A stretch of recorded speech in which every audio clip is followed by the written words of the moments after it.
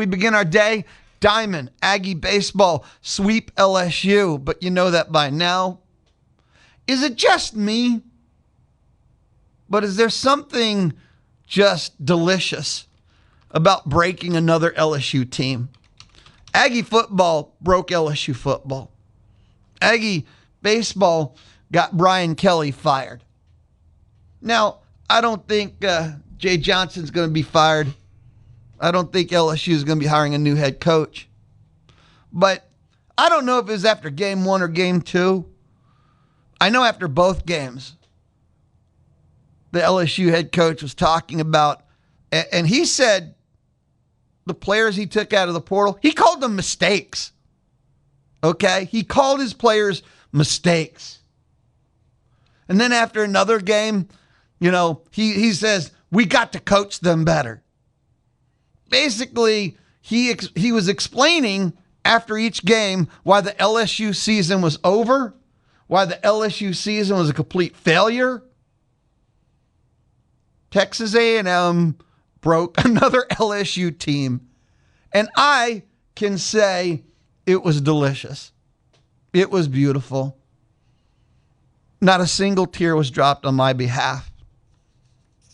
I mean, if you did not catch that, you might want to go back, whether you use Twitter or I don't know. It won't be that hard to find.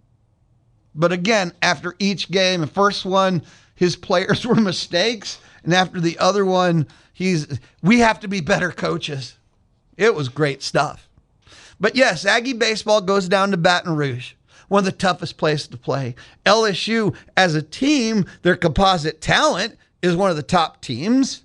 Preseason top 10, and Aggie baseball, I believe, effectively, sure, there's a chance, probably single-digit %, ended LSU season. Oh, that's the LSU perspective. What Aggie baseball did for themselves, and I think I mentioned this, but they moved up to the top 8 in RPI. They moved into number 8 exactly in the RPI. That's super regional hosting. I know we can go back to the start of SEC play, but why? We can go back to after the first 2, even 3 weeks of SEC play, and I thought they're a 2 seed. Maybe they can end up a 1 seed. And they had the offense to bash their way to a super and then take your chances, but now they're a top 8 seed that controls their own destiny. That's what the Aggie baseball angle and what they did in Baton Rouge. Friday night, dub. 10-4. Not good, buddy, but that was the final score. The Aggie offense does what it does. Relentless. Top of the order. 2 for 6. Gavin Grahovac. He goes yard. Caden Sorrell with a hit, but he walks 3 times. He reaches 4.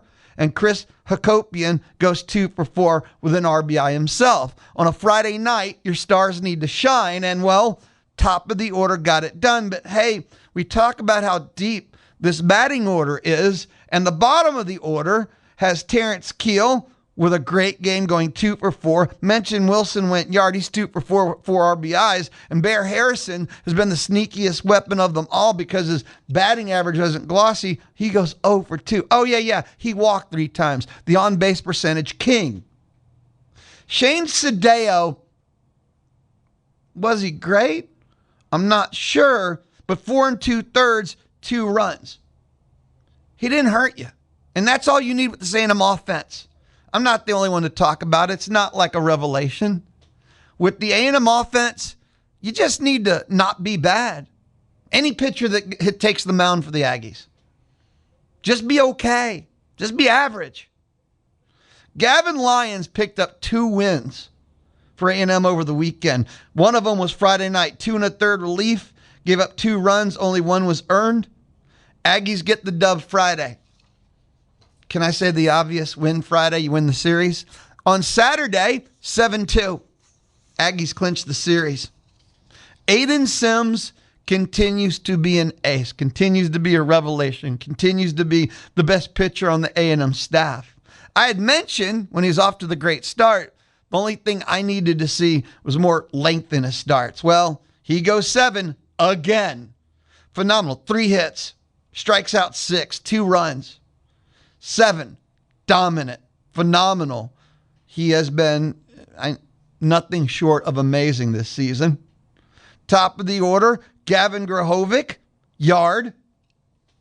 He goes 2 for 5. And for Grahovac, that's back-to-back games. He goes yard. 2 hits again from Caden Sorrell.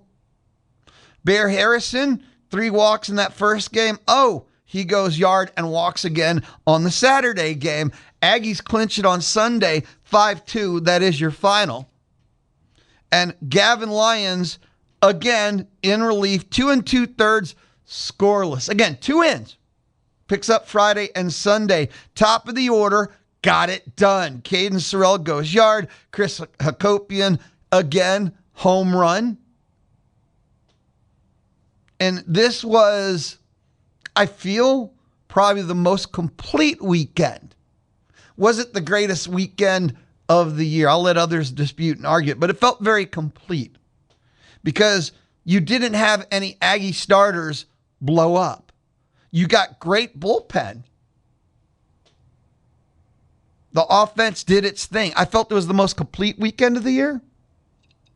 And they went into LSU and put a dagger in their heart, ended their season, and had their coach explaining to the media why their season is over, why the season didn't work out.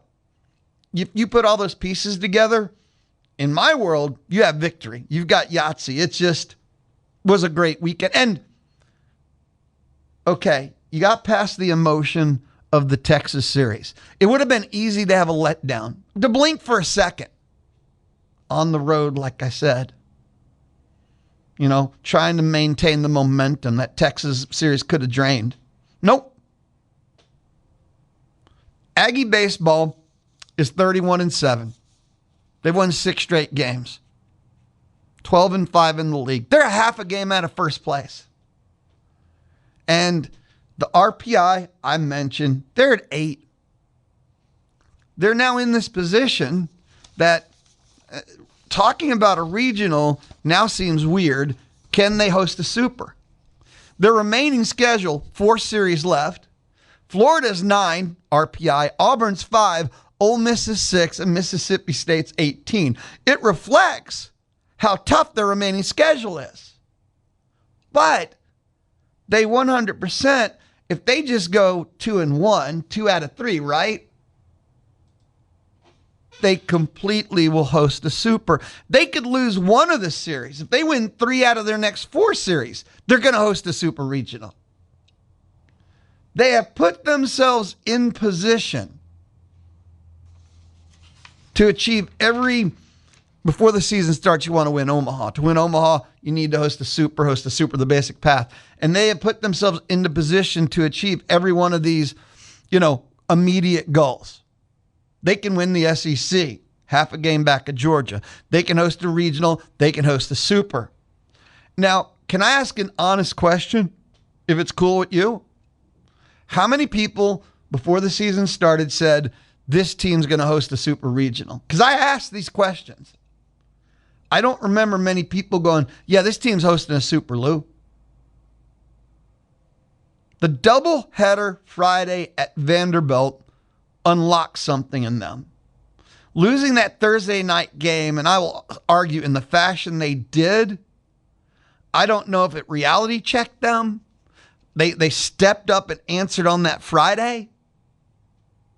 But I do feel like that doubleheader against Vandy, winning both games, how they won both games, that it unlocked something. It clicked something for this team. They obviously leveled up. I think that's clear. And they haven't looked back since, have they? And it has been fun to watch. And sneakily, the pitching is coming around. I don't know if you would call it a strength, but the base concept is they just have to not be bad. They don't have to be great. They don't even have to be good. They just have to be average. And the offense can dominate teams with average pitching. C grade. Most complete weekend LSU. In position, I phrase it, for all the upper level goals that are out there. And things got real this weekend. No letdown post LSU. There's a factoid I saw. Richard Zane, Texags. Again, he covers the A&M beat with Ryan Broniger. Between the two of them, if you're an Aggie baseball fan, heaven. But according to Richard Zane, it's A&M's first sweep of LSU since 1978. And there's only 2 A&M baseball coaches in history who went to Alex Box Stadium and swept LSU. 2 all time. Legendary legend, like that, legendary legend, Tom Chandler, and now Michael Earley. So that's stuff that don't happen around here very often, is it? Absolutely incredible. A&M started 1-4 in SEC play. They've now won 11 of 12, 4 straight series, half game back of Georgia. Things got... You're past the halfway mark. 4 series left. 4 brutal series. If you take a look at the SEC standings, keep mentioning A&M's in second. They're half game back of Georgia. The teams they have left are all tied for 4th. Mississippi State, Ole Miss, Auburn, and Florida, the 4 teams they have left are all tied for 4th.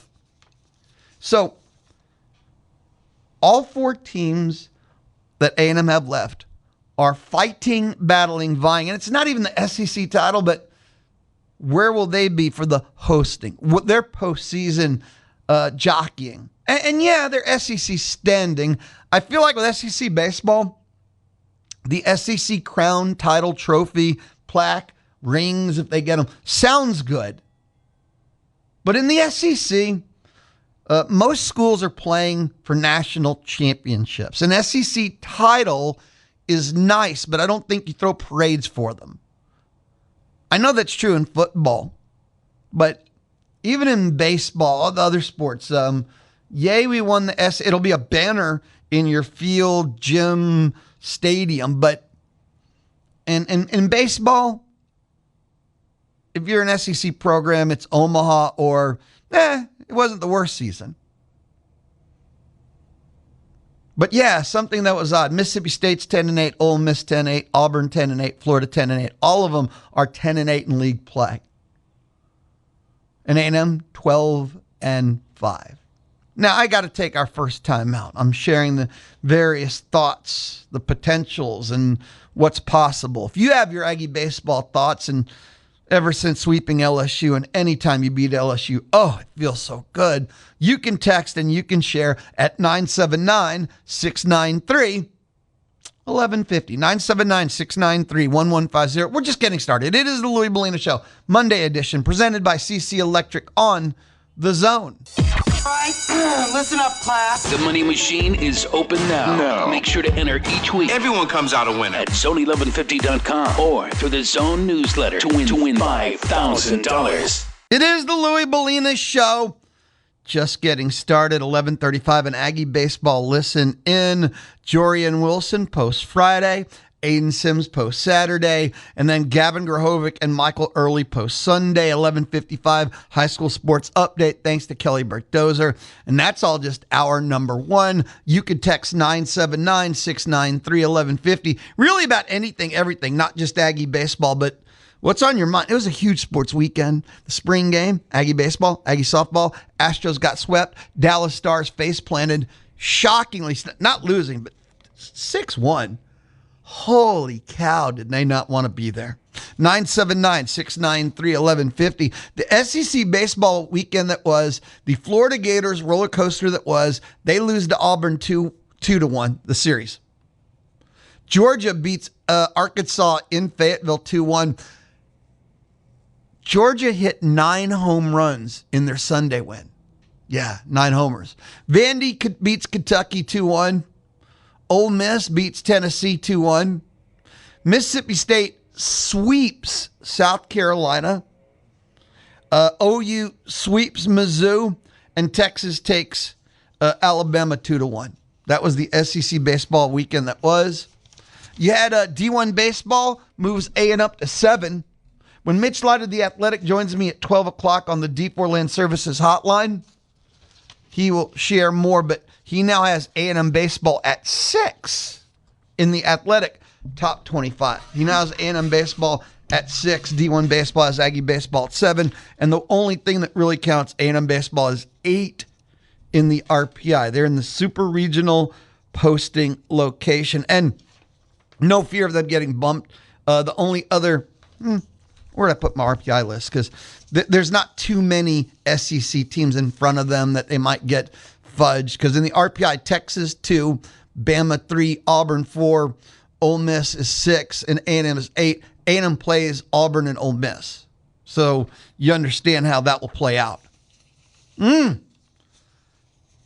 have been watching Aggie baseball, and I love Aggie baseball, so it's fun no matter what. But I have went from having fun to I am officially right now bona fide excited because of the possibilities that have now become official after sweeping LSU. I don't know if you experience things that way. Like, I love Aggie baseball. I love Aggie softball. I love Aggie football. I love Aggie basketball. I love watching those teams play. And even when it's apparent this won't be the year or this could be a rough year, I enjoy watching those teams play. I enjoy the Steelers. I enjoy the Dallas Stars, Houston Astros, Chicago Cubs. The teams that are your favorite teams, and that's what I mean by true fan, I guess.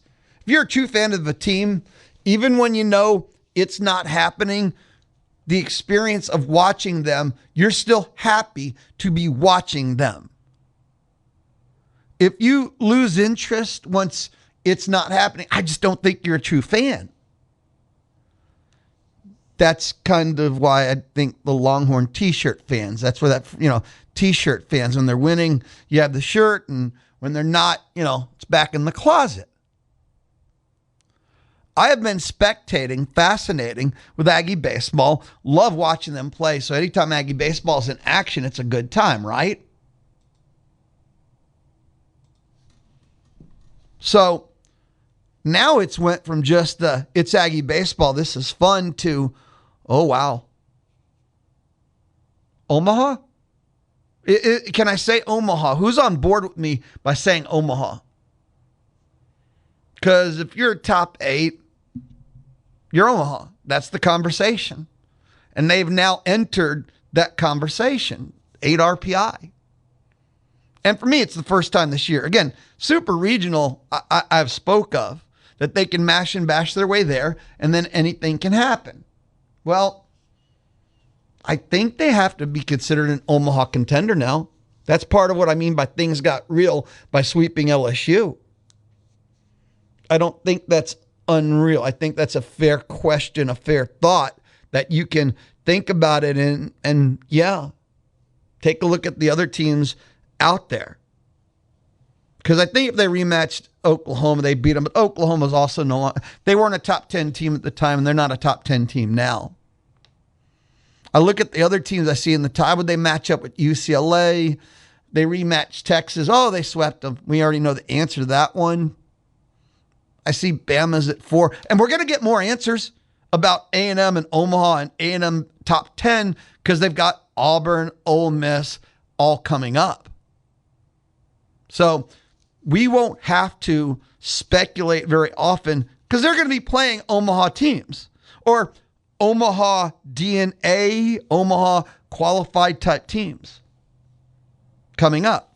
Pretty straightforward. Florida, and if I have my schedule right in my head, Florida is this upcoming weekend. They're going to make their way to Gainesville. Florida is like Omaha talent, zero consistency, where they can go sweep the number 1 team in the country and then go get swept by the number 32 team in the country. Mitch and I have talked about Florida, I think, for 3 straight weeks. But they can sweep you and you can sweep them. And the Gators make minimal sense, but their talent's insane. But I think Omaha is now a valid 100% conversation. You can say, and I feel like that for the first time this year.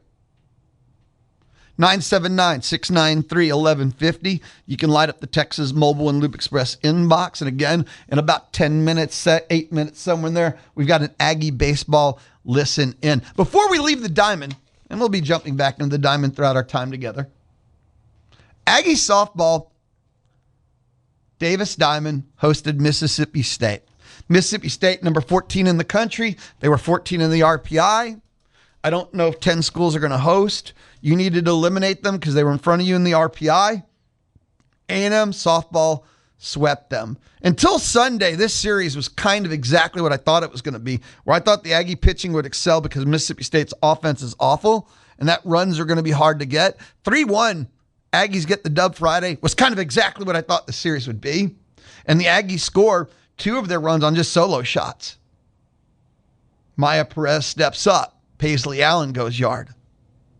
And then the Saturday game is 4-0, and very uncharacteristically, 9 walks by the Mississippi State starter.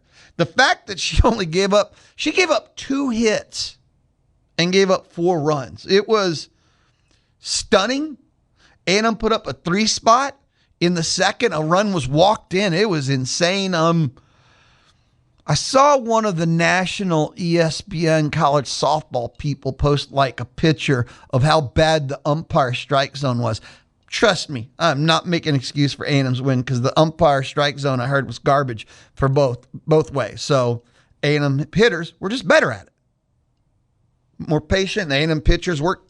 Sydney Lessentime went the distance, only walked 4. So one team adjusted and one didn't. That's diamond sports. It's the Sunday game that made me laugh because Mississippi State, one of the best pitching staffs. A&M's offense is medieval. A&M's offense is phenomenal. 10-6. Circle something not like the others. And I laugh on Sunday. It's 6-0 Mississippi State, mid-1. And I think when the Aggies written in the bottom of the first, I get a text message from a friend who went, ouch, 6-0. And to be fair, I think most years, normal, the average, majority, 90% of the time, a game is over at 6-0 no matter when. But this A&M offense is quite prolific. Both teams, baseball, softball. And I texted back, it's early, 2 words. And most times, you could say, crack is whack, you're crazy, that's dumb. But no, this A&M offense is. And Mississippi State, the only games they've had that circle don't belong tends to be the 3rd game. Maybe if you see the Mississippi State pitchers by Sunday, the opposing coaching staff seeing them live, adjustments are made, film is studied, you can hit them. And yeah, A&M put up a 9 spot in the bottom of 2, lead 9-6. Mississippi State puts up 3 in the 7th, 10-9 final. Aggies win. Aggie softball win. Aggie softball sweeps. And Aggie softball is 14-4. Aggie softball RPI moved from 16, but could 10 teams host, to they're like 13 now. And there's even like LSU in front of them at 11, and they beat LSU in LSU. And I think the committee would be more than happy to fudge 2 spots in that situation. They've done it all the time, is my point. So they're now in a hosting spot, and I would say comfortably. Aggie softball has 2 series remaining. One is at South Carolina, ranked 25 in the country. And the way this is shaping up, they're going to play Oklahoma, the number 1 team in the country. Final weekend of the regular season, which is 2 weekends from now, for the SEC championship.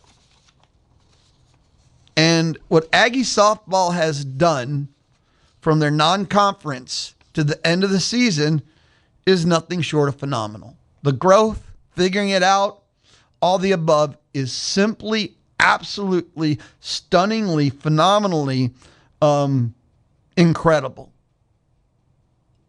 And you've heard just figure it out, and that's what they've done with this pitching staff. The offense has been there pretty much all year, but with the pitching staff, they have just figured it out and got it done. But they're going to go against South Carolina at South Carolina, 28 RPI, and because they get it on the road, you take 2 out of 3. Road boost, yes, and then OU 6 RPI. So it's shaping up. They're 13, I think it is, RPI. They will do nothing. Yeah, 13. LSU's 11. 2 spots. Committee will not let LSU host over A&M with the head-to-head beat. A lot of great news. Softball's in a great spot. And if they take 2 out of 3 from OU, you could go to the SEC tournament 13 up to 10 or 9 and put yourself on a super regional bubble with an SEC tournament in front of you. Absolutely incredible. 14-4. Didn't see it coming. Just telling you, before SEC play started. Absolutely amazing the way they've just figured it out and got it done. And their offense is scary. When we come back, it's an Aggie baseball listen in. Again, Jorian Wilson post Friday. Aiden Sims post Saturday. And then, of course, Grahovac and Earley post Sunday. This is the Louie Bellina Show inside the Charles Schwab studio, Monday on the Zone. Make sure to get the podcast of TexAgs Live, the Louie Bellina Show, or Chip Howard Sports Talk Daily at zone1150.com and everywhere you get your podcasts. The Louie Bellina Show, presented by CC Electric. 12 o'clock, Mitch Lyatt of The Athletic. 1:30, listen in Mike Elko post-spring football. And, he speaks for all. He talks about, he wraps up all of spring. It's not just the game. Everything, anything. So Mike Elko, post-spring game, just the spring football wrap. A listen in at 1:30. Time now, though, it's our Aggie baseball listen in. After the Friday night game, Jorian Wilson went yard. Aggies start the series right. Here is Jorian Wilson. Jorian, what's it like to play in an atmosphere, a hostile environment such as this, and then to have success doing it? Just trying to come out here and win a ball game, everybody rooting against you. It's a good feeling. Sometimes, it doesn't matter as long as you're winning. We came out here winning. Just got to put our nose down and just go to work. So take me through the 2 home runs. What pitches did you get, and which one felt better, and how did both feel when you were out on the bases? They felt great, honestly. I think curveballs, both of them. And then, they left them up. We always preach if they leave them up in the zone, try to get your best swing off. And I was able to today, and just being able to help my team win a ball game, What is this offense capable of, and how impressed are you guys by your offense against a pretty solid pitching staff and a good starting pitcher? I'd say we knew coming in this season, we knew we had a great offense this year. We just got to be able to maintain and stay consistent so we can win some ball games. And the pitching staff did amazing tonight, so great jobs to them. And then lastly, how does it feel to get off on the right foot, win the opener in front of a hostile crowd on the road? Feels great. Any win is a great win. So we're just trying to come out here. We're competing for a regional at home, so we want to win ball games and we're hungry. So. 10-4. That was after the Friday night 10-4 victory in Baton Rouge. That's the way you want to start the series. Aggies also picked up the victory Saturday, and Aiden Sims just continues to be phenomenal. Another 7-inning dub for him. And here's what Aiden Sims had to say after the victory Saturday night. Aiden, what was working for you today, and what allowed you to find success here in front of 12,000 people? Throwing strike one was the biggest thing for me. The cutter was working really well today, and then threw a lot of curveballs that I didn't expect to throw. And I didn't throw as many heaters as I thought I would, but the cutter was really working well for me today. And then the offense, when they score you 5 runs in the first 3 innings, what does that allow you to do mentally on the mound, and then also physically with the pitch selection? They let you go out there and throw a fastball for strike one, and if they hit over the fence, just like Milam did, that's a solo shot. Who cares? We get back in there and throw the next strike. And then just from your vantage point in the dugout when the team's on offense, what are you seeing, and what is it like to have those guys on your side? I'm glad they're not on the other team, and I'm glad I'm playing on the same team as them. Yeah. You had the 1 inning where you struck out the side, but then it looked like I don't know if you're pitching to contact, but it did allow you to keep your pitch count down and get deeper. Was that intentional, or was it just sort of what happened? It's kind of just sort of what happened, but it's a good thing. We like to attack 0-0, throw the pitch down the middle and see if they hit it, and I got a lot of 0-0 outs or 0-1 outs that help me keep my pitch count low. That was Aiden Sims after the victory Saturday, 7-2. And then the Aggies, of course, finished the sweep 5-2 on Sunday. Gavin Grahovac had a huge weekend. Homered Friday, homered Saturday. Here's what he had to say after the sweep on Sunday. Gavin, first sweep of LSU for Texas A&M since 1978. What does that mean to you and this club? It means we're playing a good baseball right now. It means we're showing up, getting our job done. both sides of the ball. Offense is moving runners, getting runners in, and pitching's doing their thing on the mound. So You've had such a big role in this offense, and this team's now won 11 of 12 conference games. What has allowed you individually and as a club to remain so locked in and so hot lately? Just hold our confidence. We know what we have. We know what we have in our locker room. We know what to expect from our offense. I think just showing up every day and having that confidence of knowing the damage that we can do and taking it out on the field and using all of our routine and everything we practice and go play our talents out there. How tough is Chris Copian after what he went through Friday night? That's unbelievable, man. I mean, seeing him get hit in the mouth from second base was one of the scariest things I've ever seen, to be honest with you. So I'm happy he's okay, but kudos to him for getting back out there the next day. And what does it take for a team to sweep on the road in this conference, considering how talented everybody else is? That's a hard thing to do, man. That's a really hard thing, especially at a place like this. The box is never quiet. Obviously, we had a chance to make it a little quieter this weekend, putting up runs on the offensive side, pitching again, like I said, shutting them down early. That's big for us. That's big for us to go out there and show that we can do it anywhere, not just at home, not just at any other school, but especially a place like this. And I asked this of Coach Earley and Chris, but what do you think this flight home is going to be like? It's either going to be really fun or a lot of guys are going to be sleeping. There's only two options, so I'm not really sure yet. Which one are you? Probably eyes closed. That was Gavin Grahovac after the sweep, after the win Sunday. And, well, we heard what the players had to say. How about the head coach, Michael Earley, after the victory Sunday? Coach, first sweep of LSU here or anywhere since 1978. What does that mean to you, and what does it mean for your ball club moving forward? That's cool. I mean, definitely cool for the fan base, and I wasn't alive in 1978, so. But yeah, I mean, just awesome win. That was gritty. We didn't have our best. I mean, they did a really good job pitching us that back half of the game. That Sharon dude he's something else, man. He's a handful. So pitching was awesome, defense was awesome, and we scored situationally we needed to score. Just overall great weekend. A lot of just team wins, man. Can you explain just how difficult it is to sweep anybody in this league, whether it's at home or on the road, let alone in this place? It's extremely difficult because nobody has better players than the other team, and it's everything is so equal from a talent standpoint. And maybe you got more offense than a team, but they got some high octane pitching, or vice versa. So every game you go into is you're never just going to out talent anyone. You got to play good baseball. So it's extremely difficult. Coming in here, tough environment, extremely well coached team with a lot of good players. We just we played well for 3 days. What allowed Weston Moss to have success today? He filled it up. It was great. He did an awesome job. Was able to, change up was good, fastball was good. He's getting a sweeper in there. It was just one of those days. I think that work he had early in the week, maybe with a little rest, silver lining of not playing that game, got a little rest, got some work in. I thought he was awesome. And then what went into the decision to go to Lyons there in the pit? Just, I thought Lyons has been awesome. He's been great out of the pen. He's been dominant out of the pen.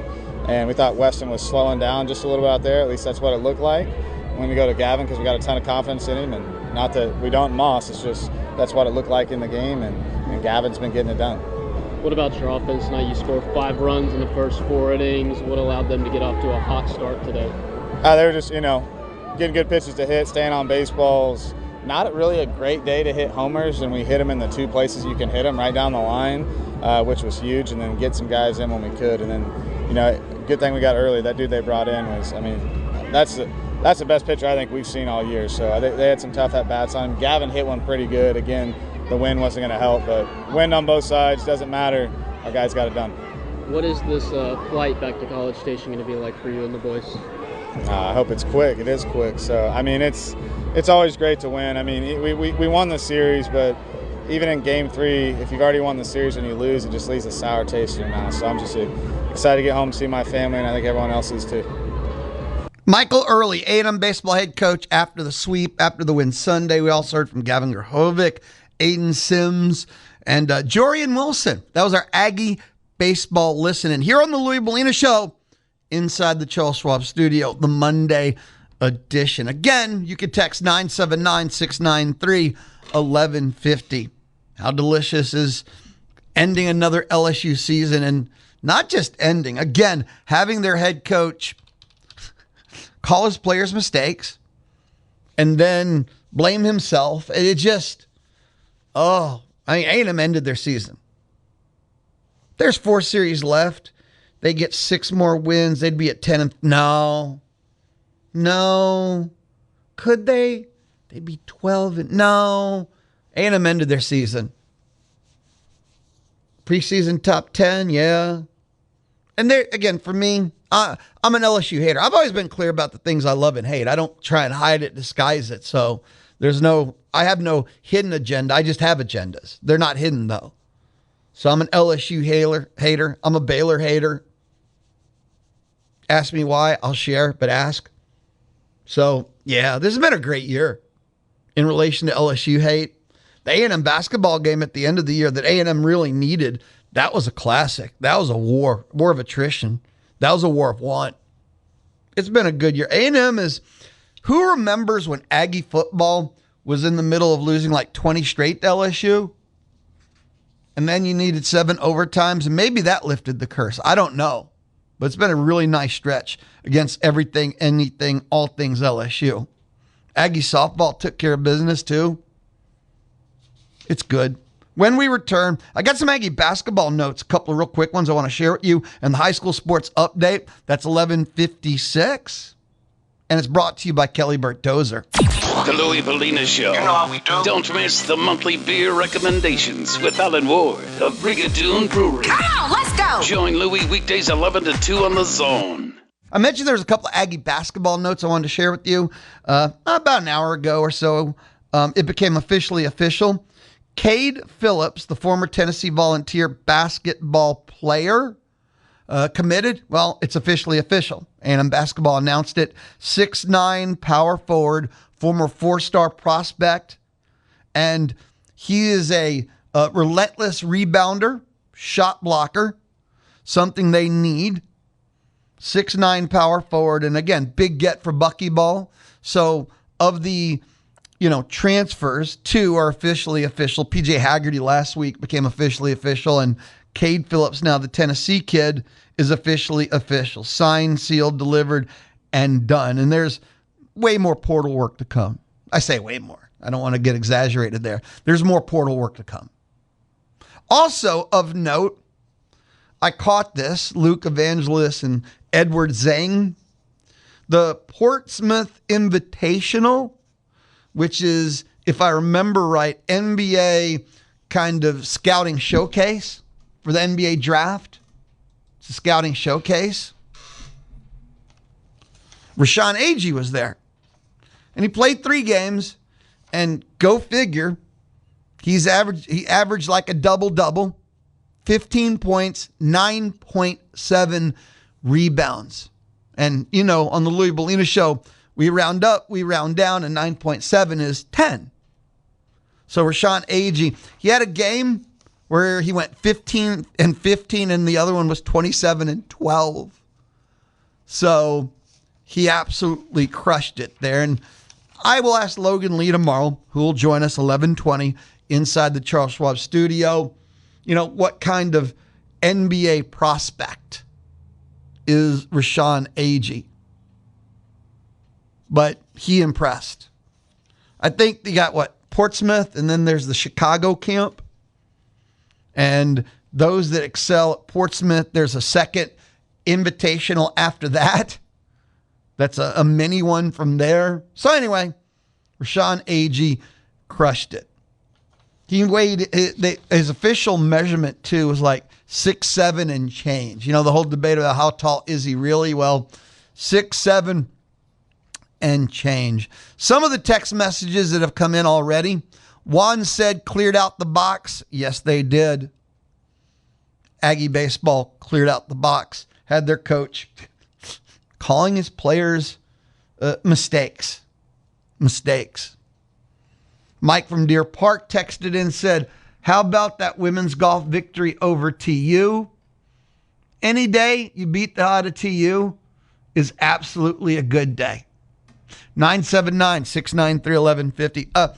I got a minute. So you've probably heard Mr. Big Voice tell you this.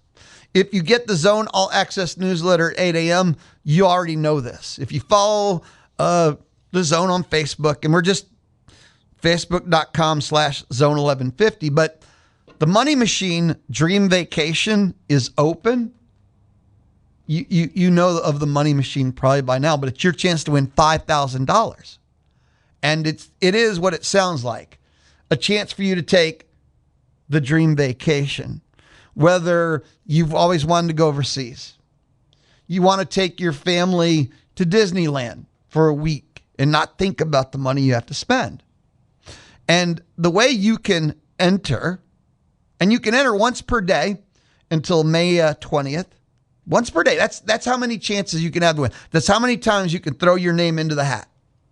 And you can enter at zone1150.com. You're going to see Money Machine. It's this huge graphic logo right on the front of zone1150.com, zone1150.com. Click it. You can enter once per day. Give yourself more chances to win $5,000. It's the Money Machine Dream Vacation, open today. And maybe you don't enter one day. You can enter one time. You can enter whatever it is, 20-something times. But give yourself a chance. Take that dream vacation. And it was funny. I started thinking about this because over the weekend I was working on it, make sure it's on the website, put it in the newsletter, all that. And maybe my question of the day is, what is your dream vacation? What is your dream vacation? I still haven't figured out mine yet.